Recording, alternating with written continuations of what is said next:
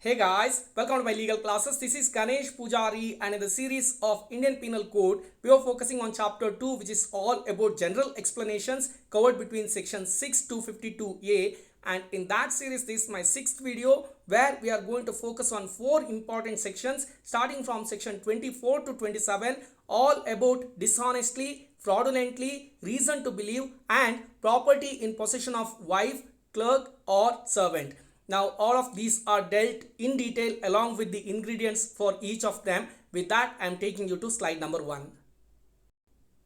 The first term that we are understanding here is dishonestly, which is discussed under section 24, and the Barak provision says whoever does anything with the intention of causing wrongful gain to one person or wrongful loss to another person is said to do that thing dishonestly. Now what is wrongful gain or wrongful loss we have already understood. From there it continues. Here the four important ingredients are: the first one is there should be dishonest intention.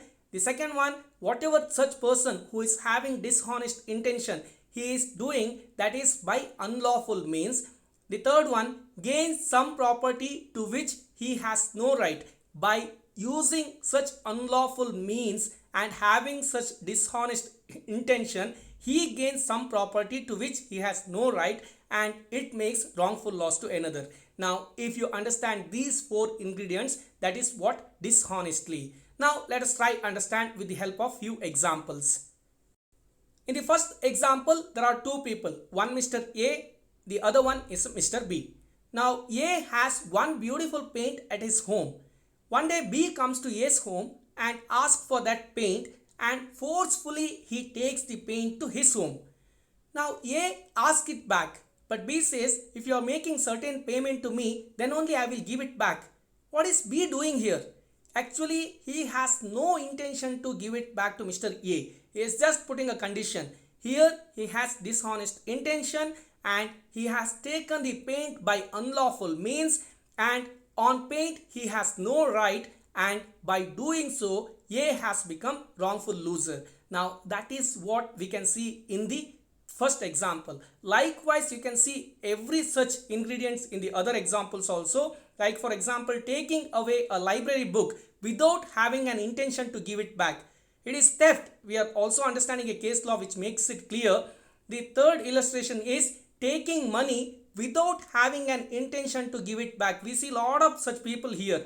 Now they are dishonestly taking money. They don't have any intention to give it back, but they tell story, they make some cook-ups and then take money, but they never have intention to give it back. That is taking dishonestly. And we are understanding the term dishonestly in many places in IPC. One such example is section 496, where we are understanding what is dishonestly going through marriage ceremony. I have discussed already, that is available in my playlist also.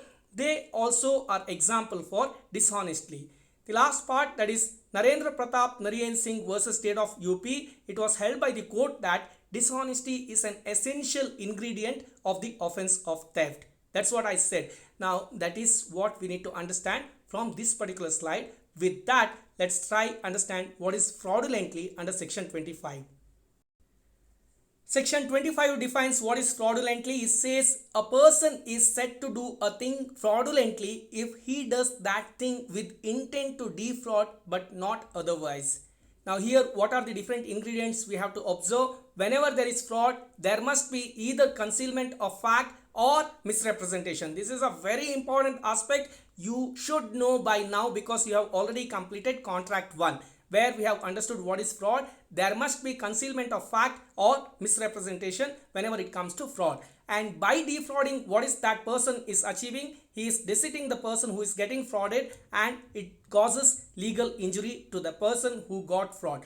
Now that is what we need to understand when it comes to section 25U. If there is no concealment of fact, or if there is no misrepresentation, if there is no intention to defraud another, then it is not fraud. That is what the conclusion says by saying not otherwise. Now what is the example for fraud? A document made with counterfeit mark. Now what is that person doing? By putting counterfeit mark, he makes other to believe. So he is misrepresenting a particular document. So that is fraud. And where are we learning fraudulently? We are referring it many places. One such place is section 496, where we are understanding fraudulently going through marriage ceremony, which I have already discussed, and that particular video is already available in my playlist also. With that, I am moving to next section, that is section 26.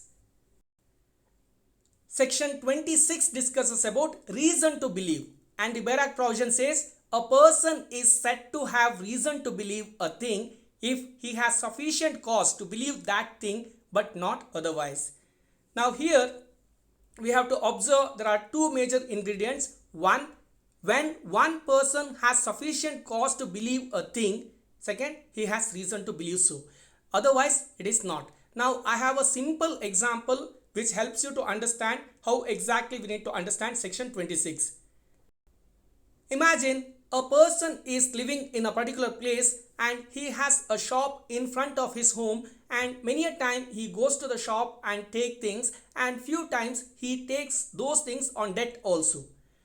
After few months, he comes with another lady and she is living with him, and they are living for almost 2 years. One fine day, this lady comes out from the home and asks shopkeeper to give something, and she says, I don't have money, so I will pay it later. Now here, what does shopkeeper feels? He feels that she is the wife of that person, and on that belief that even though that lady doesn't pay, that man will pay, being her husband. That is what he thinks, and he gives materials to her on debt. Now he can think so because he has all reason to believe that they both are husband and wife, because they were living together there for 2 years. So he saw it and he had a reason to believe that they are husband and wife. That is what we need to understand from section 26. But remember, if there is no reason to believe so, then this section will not apply. That is what the last two words say, which says not otherwise. That is also what we need to keep in our mind. The last section that we are discussing here is section 27, which says property in possession of wife, clerk or servant. And the Barak provision says when property is in the possession of a person's wife or such person's clerk or such person's servant, on account of that person, it is in that person's possession within the meaning of this code. Now I have made it simple by saying if property is in the possession of a person's wife, clerk or servant, that is equal to it is in the possession of that person itself.